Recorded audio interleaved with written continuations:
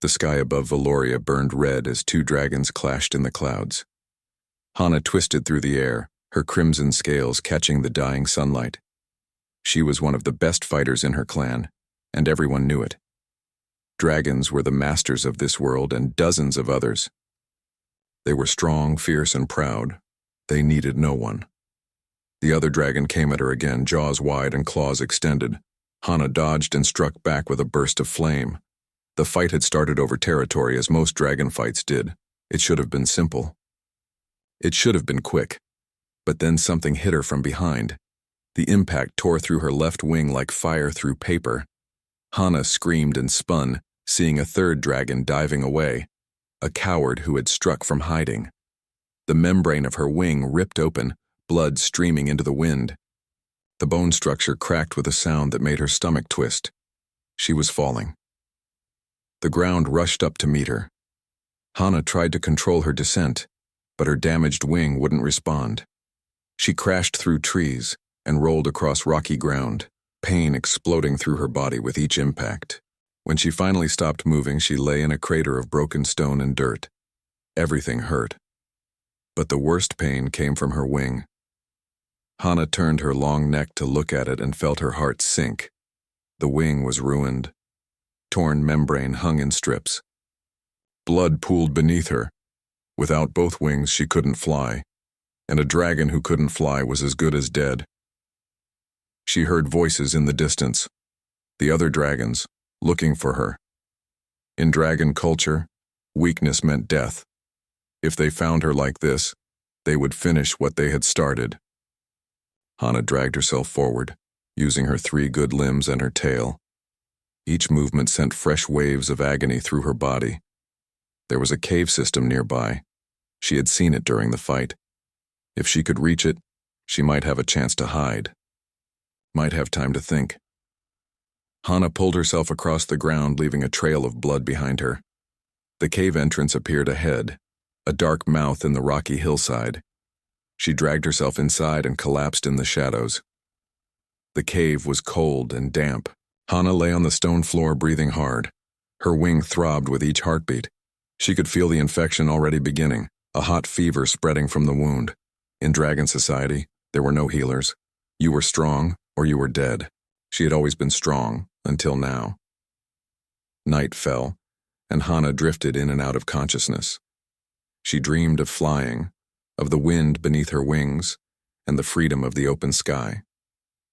Then she woke to pain and darkness, and the knowledge that she might never fly again. Morning came. Hana heard footsteps outside the cave. Not the heavy tread of dragon claws, but something lighter. Smaller. She raised her head and growled a warning. A figure appeared at the cave entrance, silhouetted against the bright daylight. It was a human. Hana had seen humans before, though she had never bothered to learn much about them. They were a new species in the galaxy, small and weak. Most dragons considered them barely worth noticing. They had no claws, no wings, no natural weapons at all. What could such creatures possibly accomplish? This human was male, with dark hair and kind eyes. He carried a pack on his back and held some kind of device in his hands. He looked at Hana without fear, which surprised her. Most creatures ran from dragons. "Hello," the human said in a calm voice. "My name is Taman. I'm a doctor of sorts. I saw your crash yesterday." Hana snarled, showing her teeth. "Go away, human. This doesn't concern you." But Taman didn't leave. He took a step closer, and Hana saw that his pack was filled with medical supplies. Strange tools and bottles that she didn't recognize. He was looking at her wing with an expression of concern. "That wound needs treatment," Taman said. "If you don't get help soon, the infection will spread. You could lose the whole wing. Maybe more." "I said go away," Hana snapped. She tried to stand to look threatening, but pain shot through her body and she collapsed back down. The human was right about the infection. She could feel it burning through her wing, hot and poisonous. Taman set down his pack and pulled out various items. Bottles of liquid, rolls of bandage, instruments that gleamed in the dim light. "Please," he said quietly. "Let me help you. I've studied dragon physiology. I know how to treat this. Don't touch my wings, Hana growled. The words came out with all the force she could manage. In dragon culture, wings were sacred. They were a dragon's pride, their freedom, their very identity. The thought of this tiny human putting his soft hands on her wings made her blood boil. But more than that, accepting help was weakness. Dragons didn't need help. They were the strongest species in the galaxy. They were masters, not patients. If word got out that she had let a human treat her injuries, she would be shamed forever. Better to die in this cave with her pride intact. Taman looked at her for a long moment. His eyes were sad, but not surprised. I understand, he said finally. But I'm going to leave these supplies here. If you change your mind, you'll have what you need. He carefully placed bottles and bandages near the cave entrance, close enough for Hana to reach but far enough away that she didn't feel threatened. Then he stood and backed away slowly. I'll come back tomorrow, Taman said, to check on you, whether you want me to or not. Then he was gone, walking back down the hillside toward wherever humans lived on this world. Hana watched him go and felt a strange confusion in her chest. Why would he help her? What did he gain from it? Dragons only did things for power or territory or pride, but this human seemed to want nothing except to heal her wound. It made no sense. The day passed slowly. Hana's fever grew worse. The infection spread through her wing like wildfire, and the pain became almost unbearable. She looked at the supplies the human had left. There were bottles with labels she couldn't read and tools she didn't understand. Even if she wanted to use them, she wouldn't know how. Night came again. Hana shivered despite her internal fire. The fever made her see things that weren't there. Shadows that moved on the cave walls. Voices calling her name. She thought of her clan, of the other dragons who would mock her if they saw her like this. Weak, helpless, pathetic. But she also thought of the human, Taman, his calm voice and gentle eyes. The way he had looked at her wound with concern, not disgust, as if her pain mattered to him, as if she mattered. By the third morning, Hana was dying. She knew it. The infection had spread beyond her wing now, poisoning her whole body. She couldn't lift her head, could barely breathe. Her proud, strong body had betrayed her, brought low by a wound and her own stubborn pride. She heard footsteps again. Taman had returned, as he promised. This time he wasn't alone. Another human walked beside him, a female carrying more equipment. They approached the cave entrance and looked in at Hana's broken form. Don't touch my wings, Hana tried to say, but the words came out as barely a whisper. Taman knelt beside her, his face full of worry. I'm sorry, he said softly. But if I don't touch them now, you're going to die. Hana wanted to protest, wanted to drive him away with fire and fury, but she had no strength left. As darkness crept in at the edges of her vision, she felt his gentle hands begin their work. And for the first time in her life, Hana surrendered. When Hana woke, the pain was different. Still there, still sharp, but no longer the burning agony that had consumed her. She opened her eyes slowly and found herself looking at the cave ceiling. Something cool rested against her wing. She turned her head and saw bandages, white and clean, wrapped carefully around the damaged membrane. Taman sat nearby, mixing something in a small bowl. The other human, the female, was organizing supplies against the cave wall. They both looked tired, as if they had been working for hours. You're awake, Taman said with a small smile. That's good. You gave us quite a scare. Hana tried to speak, but her throat was dry. Taman quickly poured water into a bowl and brought it to her. She wanted to refuse out of pride, but thirst won. She drank deeply, the cool water soothing her throat. What did you do to me? Hana asked, her voice rough. Cleaned the wound, removed the infected tissue, and applied antibiotics, Taman explained. The female human looked up from her work. I'm Samin, she said quietly. I'm a xenobiologist. I've been helping Taman with the treatment. Hana looked at her damaged wing. The bandages covered most of it, but she could see the edges where her scales had been carefully cleaned. The infection smell was gone, replaced by the strange chemical scent of human medicine. "You had no right," Hana said, but there was less anger in her voice than she expected. "I told you not to touch my wings. You also were dying," Taman replied calmly. "I made a choice. You can be angry at me if you want, but at least you're alive to be angry." Hana had no response to that. In dragon culture, pride was everything. But what good was pride if you were dead? She had never considered this question before. Dragons who couldn't maintain their pride simply didn't survive long enough for it to matter. Over the next few days, Taman and Solman established a routine. They arrived each morning with fresh supplies and spent hours treating Hana's wing. Taman's hands were gentle but sure as he changed bandages and applied medicines. Solman monitored the healing process with various devices, recording data and adjusting treatments. At first, Hana tolerated their presence with barely concealed hostility. She answered their questions with short, sharp words. She refused to thank them. She reminded them constantly that she was a dragon and they were merely humans, and that this temporary weakness changed nothing. But gradually, things shifted. Taman talked while he worked. He told stories about Earth, the human homeworld. He described cities where millions of humans lived together in harmony. He explained how humans had gone from primitive creatures to space travelers in just a few thousand years. Not through individual strength, but through cooperation and shared knowledge.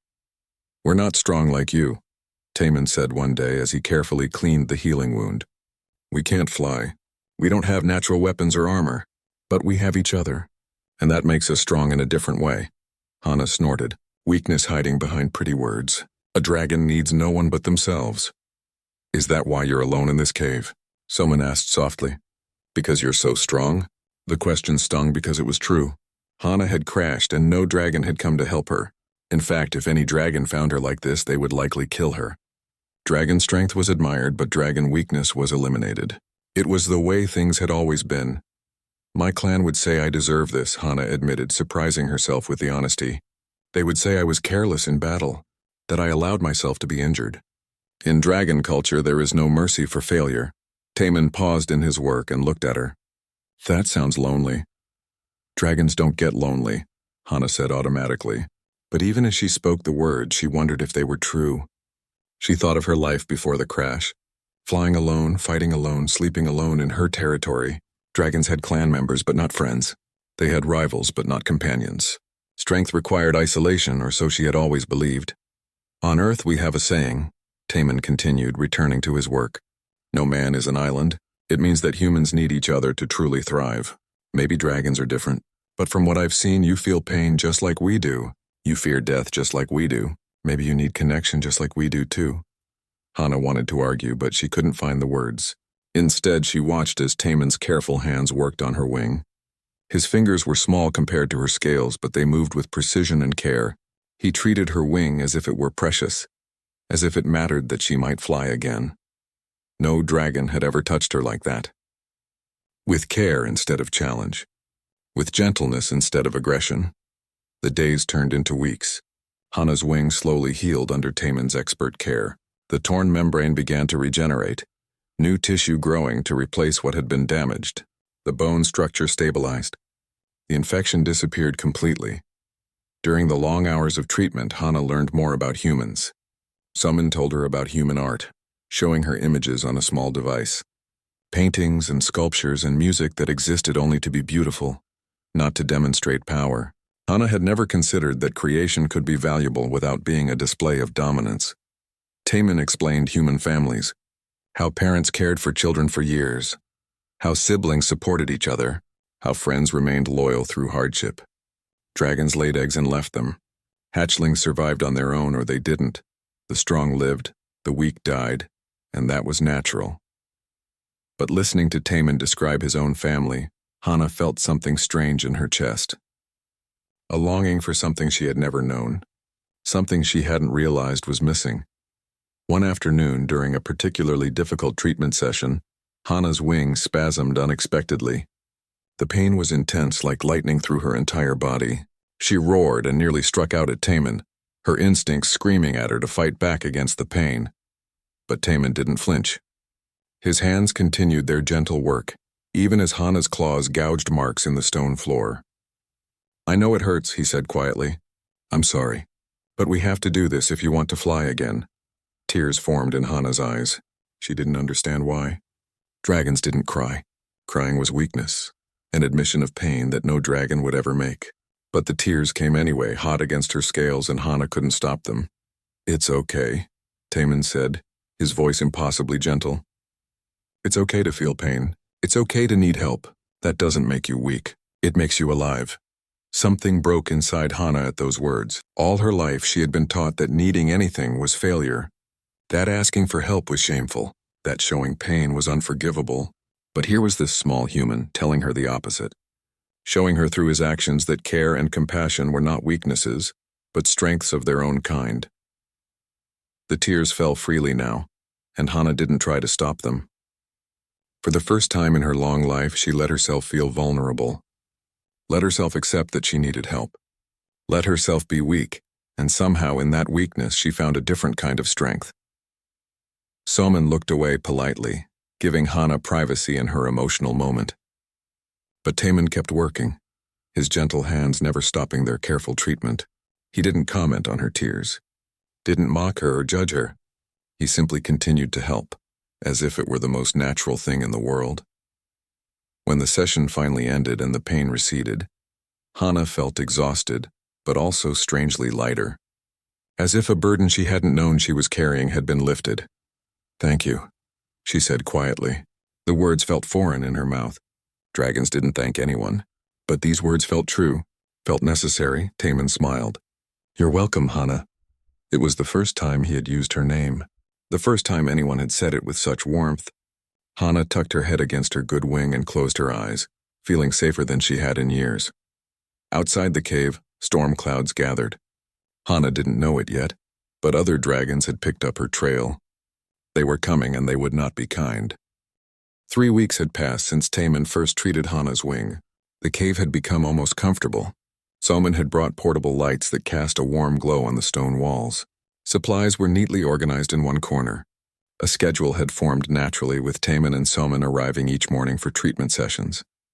Hana's wing was healing well. The membrane had regenerated significantly, though it would never be quite the same as before. The bone structure was solid again. But Taman warned her repeatedly that she wasn't ready to fly yet. Rushing the process could cause permanent damage. This morning, Taman was working on the more delicate parts of the wing, the thin areas where blood vessels needed to reconnect properly. His hands moved with practiced precision, applying a regeneration gel that felt cool against Hana's scales. Tell me about dragon culture, Taman said as he worked. He often asked questions during treatment sessions, seeming genuinely interested in her answers. What's a typical day like for your kind? Hana considered the question. We wake, we hunt, we defend our territory, we sleep. Sometimes we fight other dragons for better territory or resources. The strong take what they want. The weak lose everything. That sounds exhausting, Soman observed from where she sat monitoring the treatment data. It's survival, Hana replied. It's natural. The strong deserve more because they can take it. But what about building things together? Taman asked. Creating things that last? On Earth, humans built libraries and schools and hospitals. Places that help everyone, not just the strong. Hana had never considered such things. Dragons built lairs for themselves, impressive structures meant to show their power. But building something to help others, what would be the point? Your people sound soft, Hana said, but there was less conviction in her voice than before. Taman laughed quietly. Maybe. But we've survived for thousands of years by being soft in the right ways. Hard when we need to be, but soft when it matters more. Over the following days, Hana found herself thinking about these conversations more and more. She watched how Taman and Soman interacted with each other. They shared food, shared jokes, shared tasks without keeping score of who did more. When Soman struggled with a heavy piece of equipment, Taman helped without being asked. When Taman looked tired, Soman took over his tasks so he could rest. This constant exchange of help seemed inefficient to Hana at first. In dragon society, you did things for yourself. Asking for help or offering it was a sign that someone wasn't strong enough on their own. But watching the humans, Hana saw that their way actually worked better. They accomplished more together than either could alone. One afternoon, Soman brought a small device that played music. Human music, soft and melodic in ways that dragon songs never were. Dragon songs were about victory and power, loud declarations of dominance. But this music was gentle, almost sad, and it made Hana feel things she had no names for. "This is beautiful," Hana admitted, surprising herself. Soman smiled. "It's a piece called Moonlight Sonata. A human composed it hundreds of years ago. He wrote it not to prove he was strong, but to express how he felt inside." "Why would someone do that?" Hana asked. "What's the purpose of sharing feelings?" "Connection," Taman said simply. "When we share what we feel, others understand us better. It makes us less alone." Alone? Hana had never thought of herself as alone before. Dragons were solitary by nature. But now, having spent weeks with Taman and Soman, she realized that solitary and alone were not the same thing. She had been alone her entire life, even when surrounded by other dragons. Days passed. Hana's wing grew stronger. Taman began stretching exercises, carefully extending the membrane and checking the flexibility. These sessions were still painful, but Hana no longer tried to hide it. She had learned that acknowledging pain didn't make it worse. Sometimes it even helped. During one particularly difficult stretching session, Hana's muscles cramped badly. The pain shot through her entire wing structure, making her gasp. Taman immediately stopped and placed his hands flat against her wing, applying gentle pressure to ease the cramp. "Breathe through it," he said softly. "The pain will pass." Hana focused on breathing, on the steady warmth of Taman's hands against her scales. Slowly the cramp released, but Taman kept his hands in place for a moment longer, and Hana realized she didn't want him to move them. His touch was comforting in a way she couldn't explain. "Why are you doing this?" Hana asked suddenly. "Really, why help me?" Taman looked at her with those kind eyes. "Because you needed help and I could give it. That's reason enough, but I'm a dragon. Your people are afraid of mine. We've never been kind to humans." "That's true," Taman acknowledged. "But you're not your entire species. You're you, an individual who was hurt and needed care. I'm a doctor. I took an oath to help anyone who needs it, regardless of who or what they are." Tears welled up in Hana's eyes again. It happened more often now, and she had stopped being ashamed of it. Something about Taman's simple kindness broke through walls she hadn't known she had built around her heart. "I don't deserve this," she whispered. "Everyone deserves compassion," Salman said firmly. "That's something humans learned long ago. Compassion isn't earned. It's given freely, or it's not really compassion." Hana cried then, really cried, in a way she never had before. Not from pain, but from the overwhelming realization that everything she had believed about strength and weakness was wrong. That she had spent her entire life trying to be something that left her empty inside. That these small, supposedly weak humans had something she had never known she was missing. Taman and Soman let her cry. They didn't try to stop her or tell her to be strong. They simply sat with her, their presence a comfort. When her tears finally stopped, Hana felt different, lighter, changed in some fundamental way. "I think," Hana said slowly, "that humans are not weak at all. I think dragons are the weak ones. We're so afraid of seeming weak that we never let ourselves truly feel anything. We're so focused on being strong that we forget to be alive." Taman smiled. "That's a wise observation." The peaceful moment shattered with a roar from outside the cave. All three of them froze. Hana knew that sound. She had made it herself many times. It was a dragon's challenge cry. They had been found. Taman and Soman moved quickly, gathering their most important equipment. Hana struggled to her feet, testing her wing. It felt stronger than before, but still not ready for flight. "Not for combat. You need to leave," Hana told them urgently. "Now, if they find you here with me, they'll kill you." "We're not leaving you," Soman said firmly. Another roar, closer this time. Then a voice that made Hana's blood run cold. It was Daehyun, leader of the Obsidian Fang clan, one of the most vicious dragons in the region. "Hana of the Crimson Scale." Daehyun's voice boomed from outside. "I know you're in there. Come out and face judgment for your disgrace." Hana looked at Taman and Soman, these humans who had shown her more kindness in 3 weeks than she had received in her entire life. These people who had healed her body and her heart. She couldn't let them die because of her. "I'll go out," Hana said. "I'll lead them away from here. You run in the opposite direction." "No," Taman said. He pulled out a small device from his pack. "We have another option. But Hana, you need to trust us." Outside, Daehyun's patience was running out. His roar shook the cave walls. Other voices joined his. He had brought others with him. Hana was outnumbered and still injured, but for the first time in her life she wasn't alone. "I trust you," Hana said to Taemin, and she meant it completely. Taemin's face was grim but determined. "Then let's show them what humans and dragons can do when they work together." Hana stepped out of the cave into the harsh sunlight.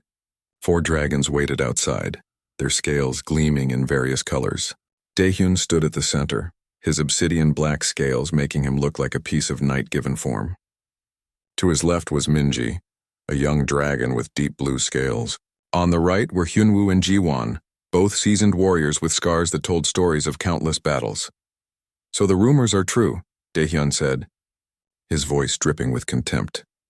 "The great Hana has been hiding in a cave, letting humans tend to her like a weak hatchling."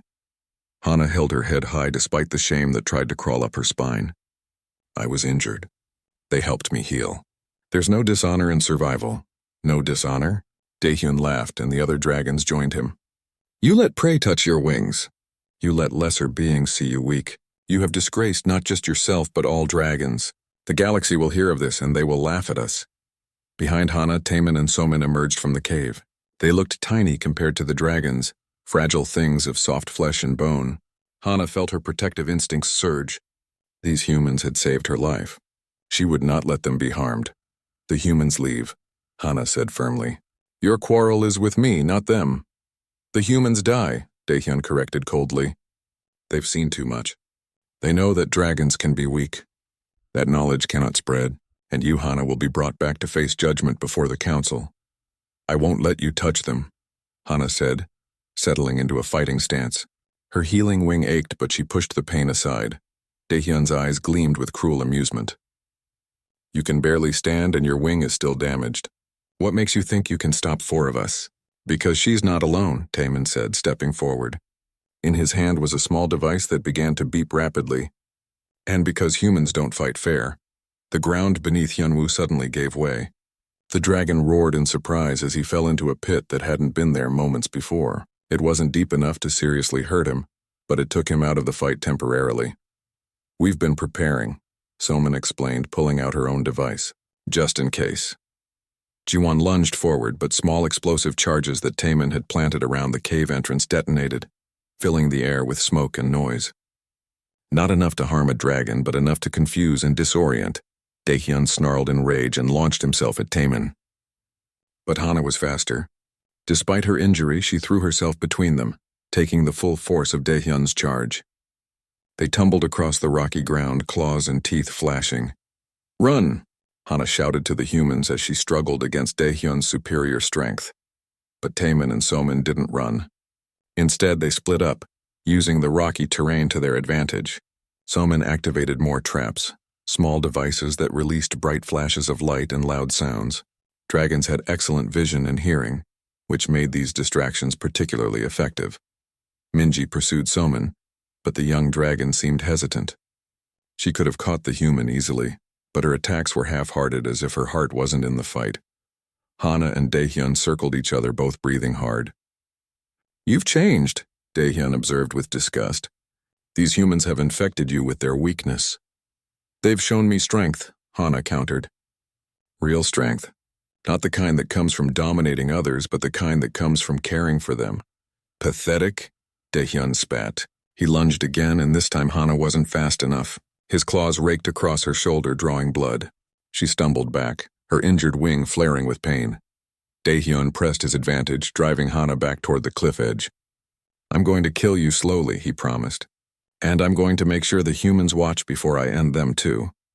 Through her pain, Hana saw Taemin trying to reach her. But Jiwon, having recovered from the smoke, moved to intercept him. The dragon's jaws opened, ready to snap the human in half. Without thinking, Hana threw herself across the distance. She was too far away, too slow, but she had to try, had to protect him. She slammed into Jiwon just as the dragon's jaws closed. Instead of catching Taemin, they caught her foreleg. Hana screamed as teeth sank deep into her flesh. But Taemin was safe. That was what mattered. Jiwon released her in shock.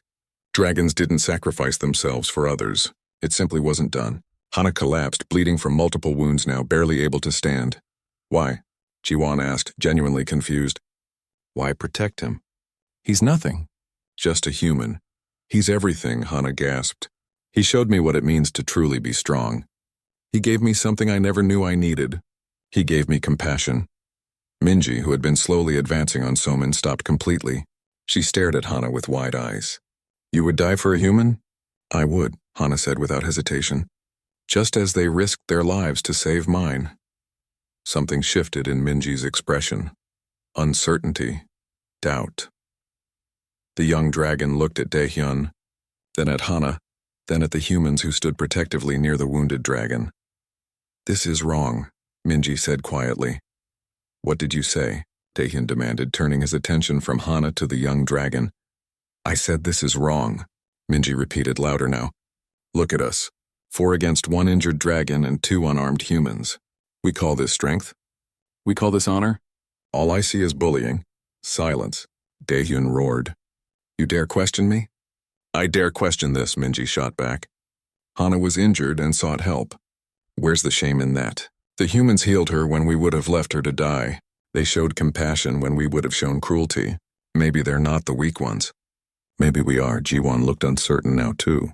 He glanced at his wounds on Hana's leg, at the blood pooling beneath her. She took the blow meant for the human, he said slowly. I've never seen a dragon do that before. Because it's weakness, Daehyun screamed. He was losing control of the situation and knew it. Because it's a betrayal of everything we are. Or maybe, Minji said, moving to stand beside Hana, it's the beginning of something new. Something better. Daehyun's rage was terrible to behold. His scales seemed to darken, his eyes blazing with fury. Traitor, he hissed at Minji. You'll die with her then. He launched himself at both of them, claws extended and jaws wide. Hana tried to rise, tried to defend Minji, but her body wouldn't respond. She had lost too much blood, taken too much damage. This was it. This was how she would die.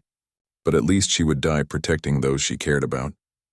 That had to mean something. Then Taemin was there, injecting something into her injured wing. Liquid fire shot through her veins, painful and energizing at the same time. This will let you fly, he said urgently. But only once. And it might destroy your wing permanently. I'm sorry, Hana, I'm so sorry. Hana understood. This was the choice. Her future as a dragon or the lives of those she loved. There was no hesitation in her heart. She spread her wings, feeling the damaged one respond despite the pain. The experimental drug Taemin had given her flooded her system with adrenaline and synthetic strength. It would work once, just once, and then maybe never again. But once was all she needed. As Daehyun descended on them, Hana launched herself into the air. Her damaged wing screamed in protest but held. She shot upward to meet him, and the sky filled with the sounds of battle. Below, Minji and the humans watched as 2 dragons clashed in the clouds. And for the first time in dragon history, one of them was fighting not for dominance but for love. The sky became a battlefield of scales and fire. Hana fought unlike she ever had before, not with pure aggression but with strategy, not with overwhelming force but with precision. Taemin had taught her about human tactics during their long conversations, about using your enemy's strength against them, about fighting smart instead of just fighting hard. Daehyun was larger and stronger, his wings undamaged while hers barely held together. But Hana was desperate, and desperation made her creative. When he dove at her, she twisted aside at the last moment, letting his momentum carry him past. When he breathed fire, she used the smoke as cover to strike from unexpected angles. Her damaged wing throbbed with each beat, the experimental drug masking pain, but not eliminating it. She knew she was on borrowed time. The wing could fail at any moment. But she pushed these thoughts aside and focused on the fight. Below, Minji had placed herself between the humans and the other dragons. Jiwan looked uncertain, torn between his orders and what he was witnessing. Hyunwoo had finally climbed out of his pit trap and stood watching the aerial battle with an expression of confusion. She's fighting for them, Hyunwoo said, his voice filled with wonder. Actually fighting for prey. They're not prey, Minji said firmly. Look at what they did. They healed her, protected her. That's not prey behavior. That's friend behavior. In the sky, Daehyun's rage was making him sloppy. He came at Hana again and again with raw power, but she danced around his attacks. She had learned from watching Taemin work, from seeing how gentle precision could accomplish what brute force could not. "You've become weak," Daehyun roared, flames trailing from his jaws. "No," Hana called back, dodging another strike. "I've become strong enough to be weak. Strong enough to ask for help. Strong enough to care about others. That's a strength you'll never know." She dove beneath him and struck upward, her claws finding the soft scales of his belly. Not a killing blow, but a painful one. Daehyun howled and twisted, trying to grab her, but Hana was already gone. The fight went on. Minutes felt like hours. Hana's wing began to falter, the drug's effects wearing off. She could feel the membrane starting to tear again, the bone structure weakening. She had one more move left in her. Maybe Daehyun saw her weakness and smiled cruelly. "Your wing is failing. You're finished." He came at her with everything he had, claws extended and jaws wide. This was meant to be the killing blow, but Hana didn't try to dodge. Instead, she flew straight at him, using his own momentum against him, just as Taemin had explained humans did in their martial arts. At the last second, she twisted, bringing her tail around in a powerful arc. It caught Daehyun across the side of his head, stunning him. He tumbled through the air, disoriented. Hana followed, and though her wing was failing, she had just enough strength to pin him to the ground. They crashed into the rocky earth with tremendous force. Hana's claws were at Daehyun's throat. One motion and he would be dead. It would be justified, expected, the dragon way, but she didn't move. "I could kill you," Hana said, breathing hard, "but I won't, because killing you accomplishes nothing. Mercy is stronger than vengeance. Compassion is stronger than cruelty. The humans taught me that." Daehyun stared up at her in shock. In dragon culture, a defeated enemy was a dead enemy. Mercy didn't exist. But here was Hana offering it anyway. "You're a fool," Daehyun spat, but there was uncertainty in his voice now. "Maybe," Hana agreed, "but I'm a fool who has friends, who has people that care if I live or die. Can you say the same?" She released him and stepped back. Her wing collapsed completely, the drug's effects gone. The membrane tore further and Hana fell to her knees with a cry of pain. She had won the battle, but might have lost her ability to fly forever. Taemin and Somin rushed to her side immediately. Taemin's face was pale as he examined the damage. "Oh, Hana," he whispered. "What have you done?" "What I had to," Hana replied, her voice weak. "To protect my friends." Daehyun struggled to his feet, defeated and humiliated. He looked at the scene before him. Hana surrounded by protective humans, Minji standing guard, even Jiwon and Hyunwoo looking uncertain about attacking. His absolute authority had crumbled. "This isn't over," Daehyun said, but the words lacked conviction. He spread his wings and took off, flying away without looking back. His departure felt more like retreat than strategic withdrawal. Jiwon and Hyunwoo exchanged glances. "What do we do?" Hyunwoo asked. "We think," Jiwon said slowly. "Maybe we think about what we just saw." They too took flight, leaving Hana, Minji, and the humans alone in the rocky clearing. The next few weeks were the hardest of Hana's life. Her wing had been severely damaged by the fight, worse than the original injury. Taemin worked tirelessly with advanced regeneration techniques, equipment brought from human medical centers, experimental treatments that push the boundaries of xenobiological medicine. "I can't promise you'll fly again," Taemin admitted one night, his eyes red from exhaustion. "The damage is extensive. We're doing everything we can, but—" "I know," Hana said gently, "and if I never fly again, it will have been worth it. You're alive, that's what matters." But Taemin refused to give up. Neither did Somin. They worked day and night trying new approaches, calling in specialists through their communication devices. And slowly, impossibly, the wing began to heal again. During her recovery, something unexpected happened. Other dragons began to arrive, young ones mostly, who had heard whispers of what happened. They came curious and cautious, wanting to see the dragon who had fought for humans, who had chosen compassion over conquest. Minji helped Hana teach them. They talked about strength in different forms, about the value of cooperation, about how caring for others didn't make you weak, but gave you something worth fighting for. Some dragons listened and stayed. Others left, unable to accept these strange new ideas. But enough stayed to make a difference. Yoonji and Minho were among the first students, two young dragons barely past their hatchling years. They followed Hana everywhere, asking endless questions about humans and friendship and feelings they had been taught to suppress. "Is it true you cried?" Hyunji asked one day, her young voice full of wonder. Many times, Hana admitted, and I'm not ashamed of it anymore. But doesn't crying make you vulnerable? Mino asked. Yes, Hana said. But vulnerability shared with those you trust makes you stronger, not weaker. That's what I learned. Months passed. The small community grew. Humans and dragons living together, learning from each other. It wasn't always easy. Dragons had to learn to be gentle with fragile human bodies. Humans had to learn to speak up when dragons accidentally intimidated them.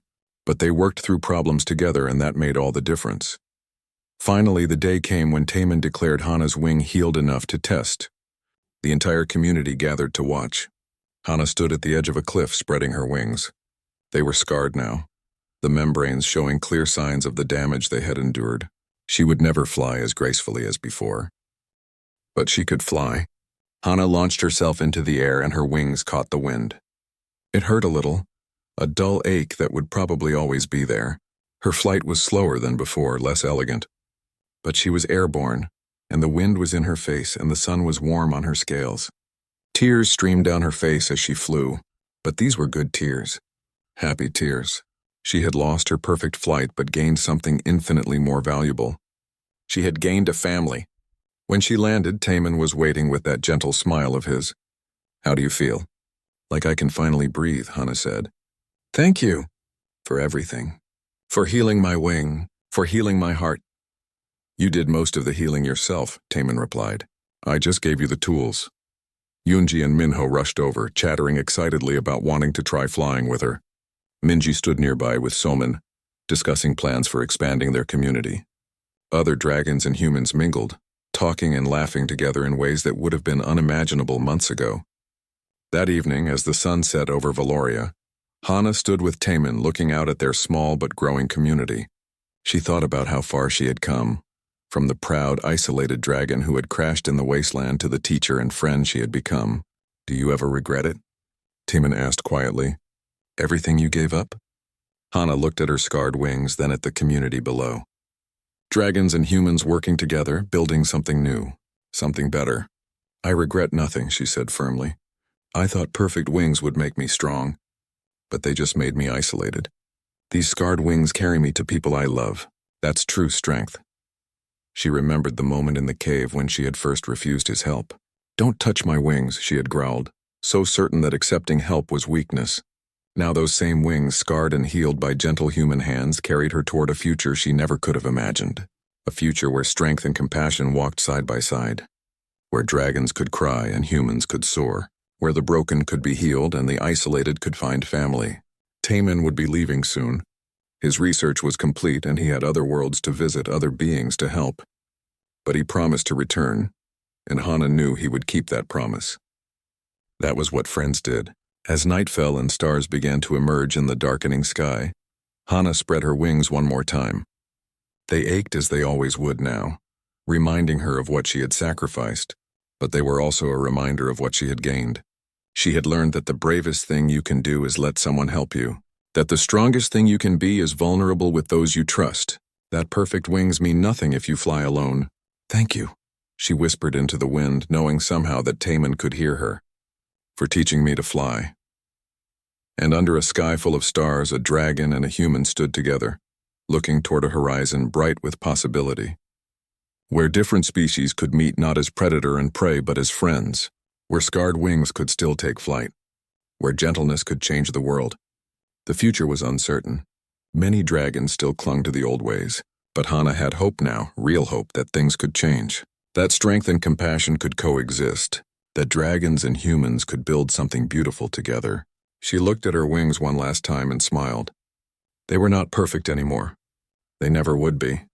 But they were honest. They were real. They were hers. And that was enough.